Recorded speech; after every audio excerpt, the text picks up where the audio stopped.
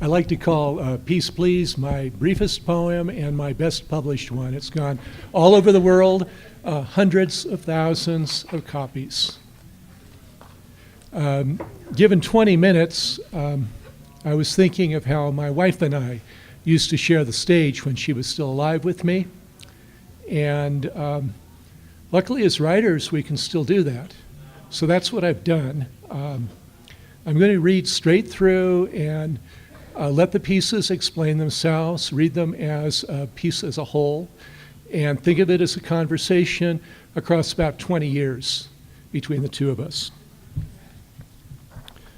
Journal entry part 1 by Chaparral, June 1994. Chaparral. Don says it means land where there's often wildfires.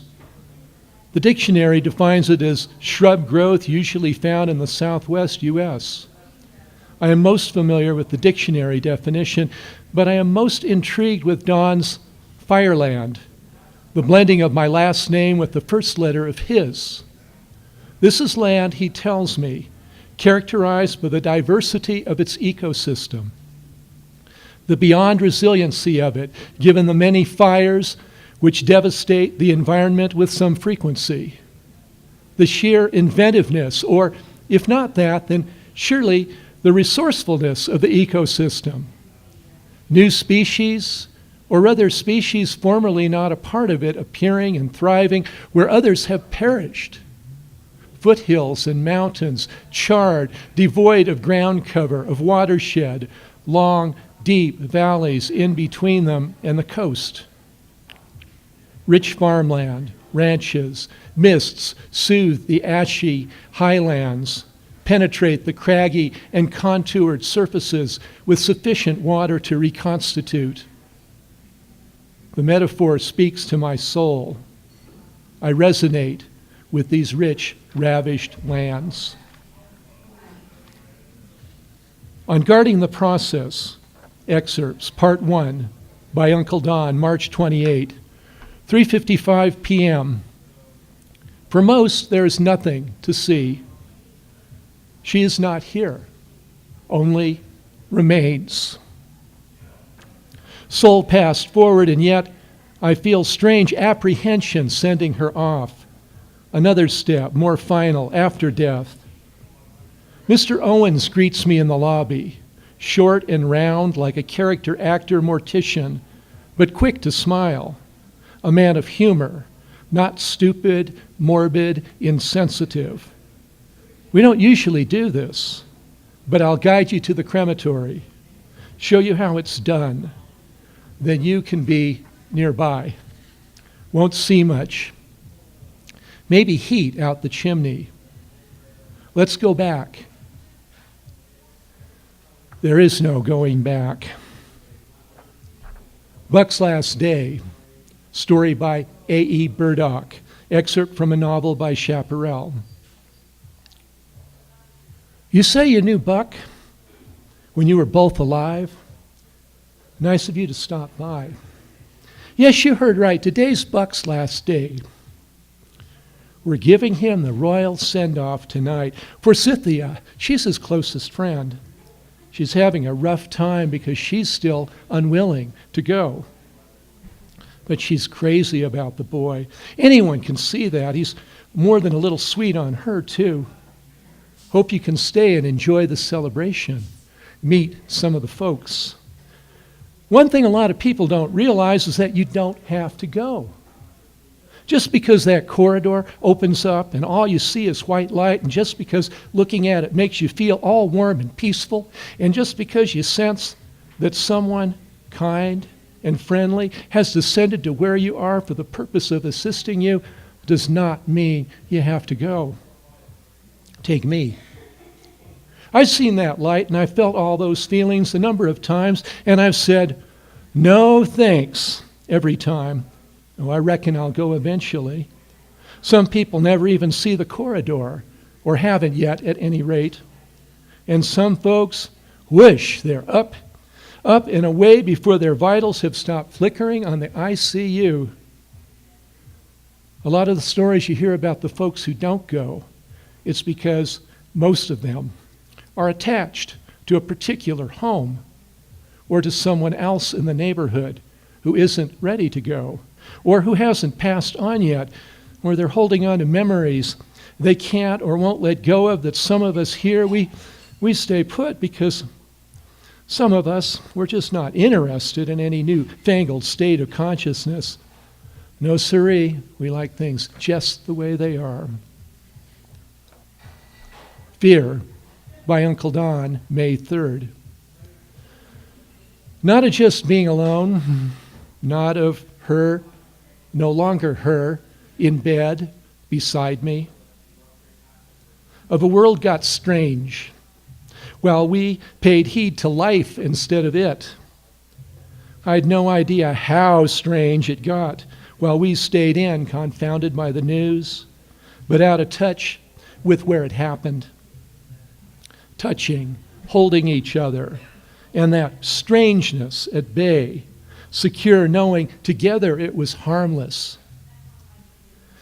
Now I have no idea where home is, how to get there, or what it would look like if I did, without you in it, what home is, if there is such a thing anywhere.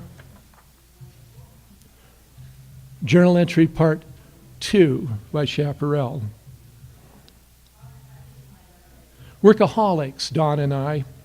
We flirt incessantly with burnout, toy with our immune systems, render ourselves more susceptible to random and specific emotional triggers, and emerge wobbly, flogged by the double-ended wick of our self-consuming candle, praying for rain or at least for greater drought tolerance. It is the last weekend in May. We go in search of surcease, recuperation, adventure to the southern portion of the Central Coast. Daylight discloses velvety patches of chartreuse and gold everywhere, mustard and poppies, choreographed along the roadside, upon meadows and slopes and to crevices by nothing greater than wind-borne seed. Acres of cultivated sweet peas entice and seduce us, most of them on private land lacking access. Some acres are white, others are violet. We see some that have a peach pink hue. As we approach, the monochrome separates out into a dense oleo of whites, violets, lavenders, lilacs, hot pinks, pale pinks, deep purples, vermilions, and dark, deep, dark crimsons. I shoot layers, zoom in, zoom out, focus on a blossom of wild mustard, the lone maverick in this field, and deliberately blur all the rightful residents. Focus on a distant oak, and beyond upon a distant peak, all the time tweaking the fuzzy blend of astonishing color. But what melange of sense retrieval could recall this beauty with significance that fails to capture the scent, like opera without the arias? On Guarding the Process, Excerpt 2. Let's go back. There is no going back. 4 p.m. I gather he means back the building. Comment, it had sounded first like remote control to some site out in the res cinder cone land where neighbors don't object to burning bodies. A hotel up the hill. Smokestack, nondescript. Not at all like Auschwitz. No one knows but staff and me. 4:06 p.m. We enter the room, a cardboard box.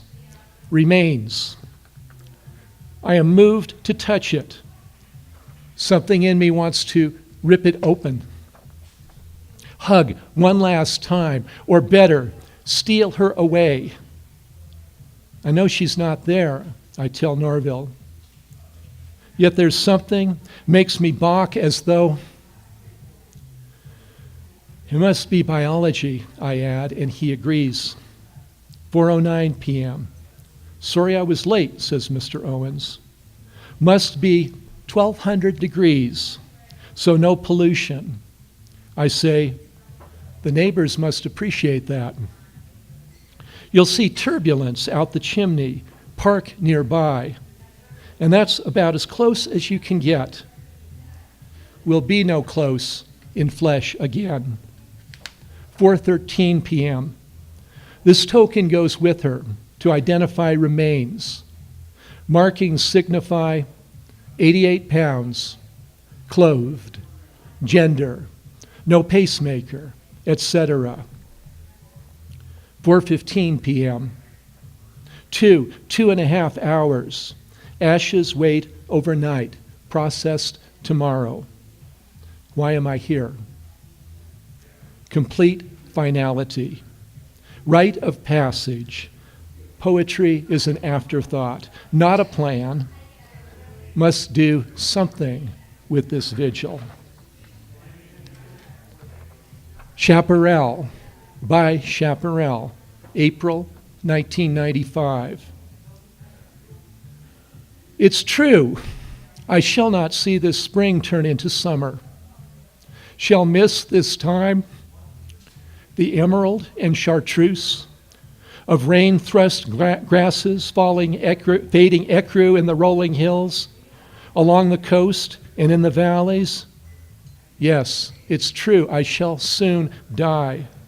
Yet, I just saw the dying sky ignite into a bright magenta in the west.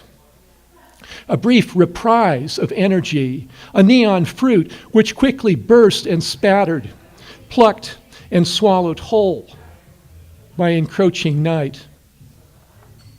This chrysalis I've woven is the bridge between my lives, and all the years become molecular and fragment into wings and other parts I shall require when this tarantella of quiescence ends and I emerge transformed from the womb of fire. Indeed, it's true, I'll soon be gone.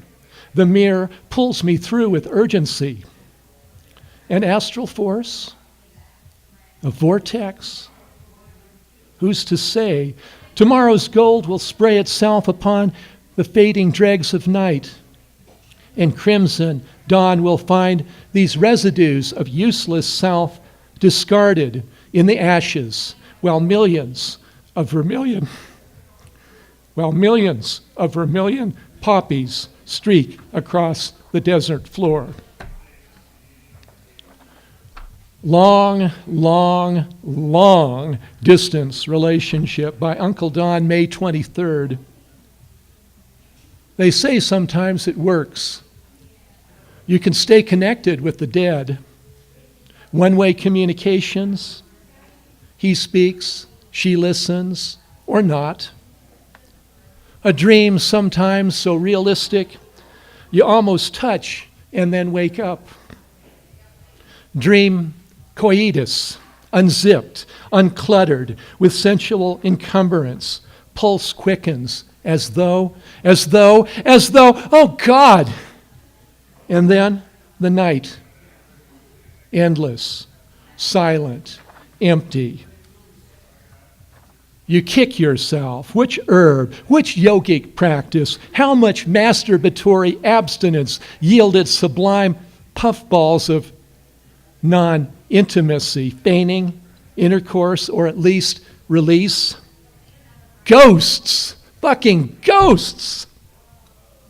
And then there is remembrance. And then there are regrets, longing, pain, self-recrimination, gratitude, and love. Oh yes, sublime love and tears. These two things do persist beyond the grave. Buck's Last Day, second excerpt by Chaparral. Tyler. Buck runs over to greet his friend. What are you doing here? He adds. Word gets around, says Tyler. Well, now that's mighty cryptic. Care to explain? I heard that you'd passed on some time ago, and that you were planning to quit this plane tonight. Also heard something about a farewell party and thought I'd drop by. That's great, Tyler. Looks like you didn't make it anywhere near to old age either. Nope. Depleted uranium, just like you. Is that what it was? Pretty gnarly, huh? So you're managing to keep out of the bright lights? As in celestial? Yeah, for the time being. Here you have a sweet lady. Can't imagine why you'd want to leave her behind. Leaving all my friends is going to be sad, especially for Scythia, but we'll see each other again. You sure about that? Can't really be sure about anything, I guess, says Buck. But it's what I believe. He pauses. I wish she'd come. This is my first party with people, myself included, who aren't alive. But we are alive, Tyler. But without bodies, I mean, replies Tyler. We hang out together a lot, these folks and I do, and others in the neighborhood. As far as our parties go, it's not that much different from the parties we went to before we passed. You know, being with your friends and enjoying one another. Yeah, but no booze, no food, no music, no, none of the above. Sometimes you think you miss them, but usually you realize you don't. On Guarding the Process, Excerpt 3, 4:41 p.m. Birds dive and ride the thermals that are Chaparral's combustion. Her remains, not her. I must remind myself, she would be amused by this, bored by circumstance, but laughing at my words and observations. The best friend this poet ever had. Tell me what a great date this was, and mean it. Crack tasteless jokes about death, the Holocaust perhaps, nothing sacred, and everything.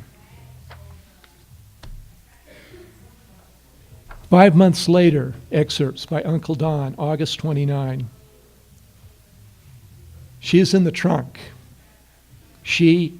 Not she, her earthly remains, genderless, incinerated beyond recognition. The radio at the cafe plays.